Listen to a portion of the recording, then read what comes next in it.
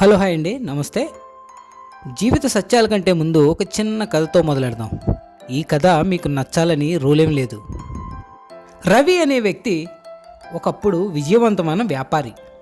మంచి ఇల్లు, పెద్ద వ్యాపారం, ప్రేమించే కుటుంబం అన్నీ అతని దగ్గరే ఉండేవి.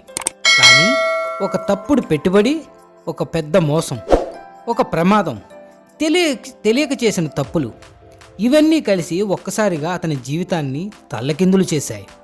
తన వ్యాపారం దివాళా తీసింది. ఇల్లు కోల్పోయాడు. భార్య, పిల్లలు దూరమయ్యారు. దీంతో అతను ఒంటరిగా మిగిలిపోయాడు. ఇక తన జీవితం వృధా అనుకున్నాడు. చివరికి ఆత్మహత్య చేసుకోవాలనుకున్న రవి ఒకరోజు రోడ్డు పక్కన ఒంటరిగా కూర్చున్నాడు. అదే సమయంలో అతని దగ్గరకు ఒక చిన్న బాలుడు వచ్చి, అన్నా, మీ దగ్గర పెన్ను ఉందా? రేపు నాకు పరీక్ష ఉంది అని అడిగాడు. రవి తన జేబులో నెతికి తన దగ్గర ఉన్న ఒక పాత పెన్ను ఉంటే ఆ కుర్రవాడికి ఇచ్చాడు.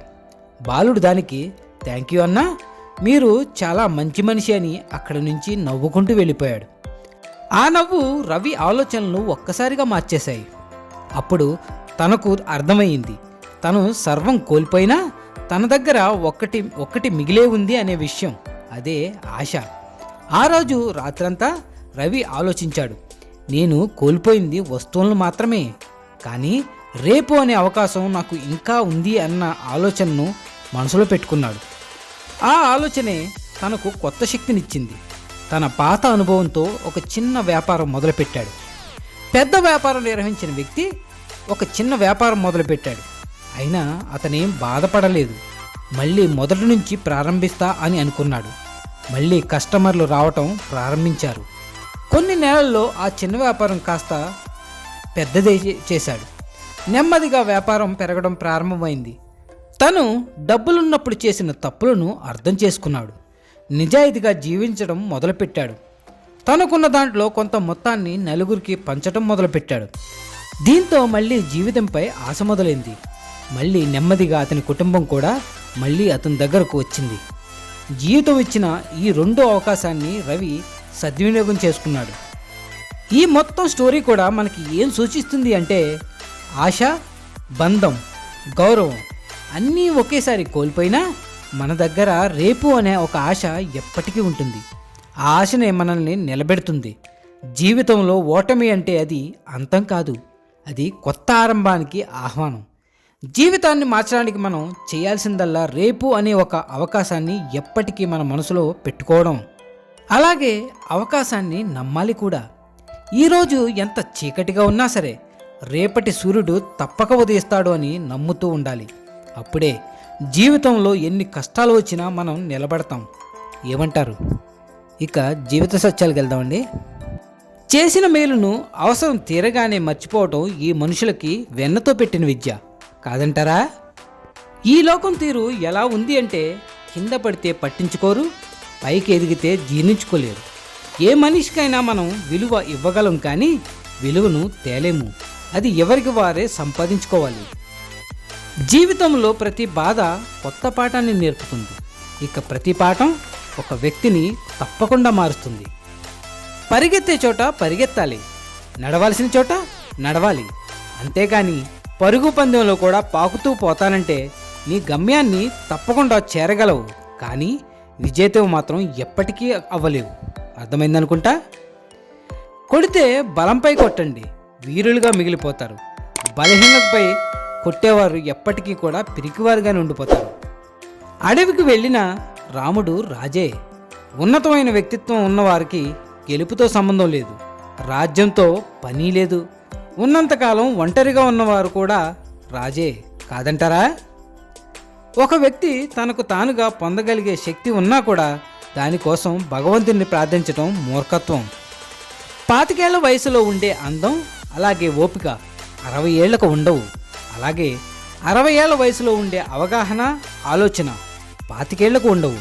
అందుకే పెద్దవారు చెప్తూ ఉంటారు, అది చేయొద్దు, ఇది చేయొద్దు, ఇలా ఉండొద్దు, అలా ఉండొద్దు అని. వారిని అర్థం చేసుకోండి, అంతేగాని తప్పుగా అర్థం చేసుకోకండి. వారు కోల్పోయిన జీవితాన్ని, వారు చేసిన తప్పుల వల్ల వచ్చిన అనుభవాన్ని మీతో పంచుకుంటూ ఉంటారు. మీరు అలా చేయొద్దని వారిలా జీవితాన్ని కోల్పోవద్దని ఆశిస్తూ ఉంటారు. వారి స్వార్థం ఏమీ ఉండదు, కానీ మీరు మాత్రం వారిని తప్పుగా అర్థం చేసుకుంటూ ఉంటారు. మీ భవిష్యత్తు గురించే అర్థం చేసుకోండి, ఆలోచించండి, ఆచరించండి. అలాగే పెద్దలను గౌరవించండి. పిల్లల చిరునవ్వు, పెద్దల ఆశీర్వాదాలు భగవంతుడి వరాలతో సమానం. గుర్తుంచుకోండి. మనుషులకి కోపం రావడం మానవ సహజం. అయితే ఆ కోపాన్ని ఎప్పుడు, ఎక్కడ, ఎవరి మీద ప్రదర్శించాలో తెలుసుకోవడమే విజ్ఞత. అర్థమైందనుకుంటా. ఒక స్త్రీ నిన్ను నిజంగా ప్రేమిస్తే తన యొక్క మనస్సు మొత్తం నీకే ఇచ్చేస్తుంది. అందులో ఏ కోరికలు ఉండవు. నీ దగ్గర ఏదో కోరుకొని, ఏదో ఆశించి మిమ్మల్ని ఇష్టపడుతుంది అంటే కేవలం మిమ్మల్ని ప్రేమిస్తున్నట్లు నటిస్తుంది అనే అర్థం. గుర్తుంచుకోండి. మనకు గల శక్తిని బట్టి మనం అంచనా వేసుకుంటాం, అవునా? మనం చేసే పనులను బట్టి ఇతరులు మనల్ని అంచనా వేస్తారు. జీవితంలో స్వేచ్ఛ అనేది ఎవరో ఇస్తే వచ్చేది కాదు, అలాగే ఎవరో బంధిస్తే పోయేది కాదు. నీ తలరాతను ఎప్పుడూ నిందించుకో. ఒక కష్టం నిన్ను బాధిస్తే 100 సంతోషాలు నీకోసమే ఎదురు చూస్తూ ఉంటాయి. నువ్వు నమ్మగలిగితే అదే నిజం. విశ్వాసంతో ఉండండి. అష్ట కష్టాలు, ఆపదలు, బాధలు ఇవన్నీ లేని జీవితం ఉందా? ప్రతి జీవితంలో ఉంటాయి, అవునా? అయితే నాకు విషయం చెప్పండి. ఒకవేళ నౌకలన్నీ కెరటాలకు భయపడి కూర్చుంటే తీరాన్ని దాటడం ఎలా అవుతుంది? ఎప్పుడైనా ఒక చిన్న చీమను చూడండి. ఆకారంలో చిన్నదే అయినప్పటికీ అది చెప్పే పాఠం మాత్రం ఎంతో గొప్పది. కానీ మనం నేర్చుకోం, అవునా? ఏదైనా చీమను పరిశీలించండి. అది ఆహారాన్ని వెతుక్కుంటూ బయటకు వస్తుంది. ఒక చిన్న గింజను చూసుకుంటుంది, ఎందుకంటే పెద్ద గింజ అయితే అది ఎత్తలేదు కాబట్టి. అది ఆ గింజను తీసుకుని బయలుదేరుతుంది. గోడను ఎక్కే ప్రయత్నం చేస్తుంది, జారి పడుతుంది. గింజ వెళ్ళి ఇంకో ఎక్కడో పడుతుంది. మళ్ళీ వెళ్ళి దాన్ని ముందరకాళ్ళ మధ్యలో పెట్టుకొని మళ్ళీ బయలుదేరుతుంది. పడుతుంది, లేస్తుంది, లేస్తుంది, పడుతుంది. చివరికి దాన్ని పుట్టలో పెట్టి మళ్ళీ బయలుదేరుతుంది. ఆహారం కోసం నిరంతరం శ్రమిస్తూనే ఉంటుంది, కానీ ఓటమిని మాత్రం ఎప్పటికీ ఒప్పుకోదు. మనం నేర్చుకోవాల్సింది కూడా ఈ పాఠమేగా. నిరంతరం శ్రమిస్తూ నిర్భయంగా కర్మని ఆచరించడం. ఇక అదే విజయానికి వేసే వంతెన. అదే విజయానికి గురి తప్పని విజయ బ్రహ్మాస్త్రం. మోసం చేసిన వాడిది ఎంత తప్పు ఉందో, మోసపోయినా నీది కూడా అంతే తప్పు ఉంటుంది. ఎందుకంటే నమ్మితేనే కదా మోసం చేసేది. చీకట్లో నీ నీడ కూడా నిన్ను భయపెడుతుంది. అందుకే నీ నీడను కూడా నువ్వు నమ్మకు. మిమ్మల్ని మాత్రమే మీరు నమ్ముకోండి. అర్థమైందనుకుంటా. జాగ్రత్తగా ఉండండి. ఆగని కాలం కోసం ఆలోచన ఎందుకు? సాగనివ్వు జీవితాన్ని ఆటంకాల సుడి నుంచి ఆనందాల దారిలోకి. కనిపించని ప్రపంచం ఇంకా చాలా ఉంది. అలా కృంగిపోతే ఎలా? ధైర్యంతో ముందుకు అడుగు వేయండి. రండి. చెప్పినవి నచ్చితే ఆచరించండి, నచ్చకపోతే మరోసారి వినండి.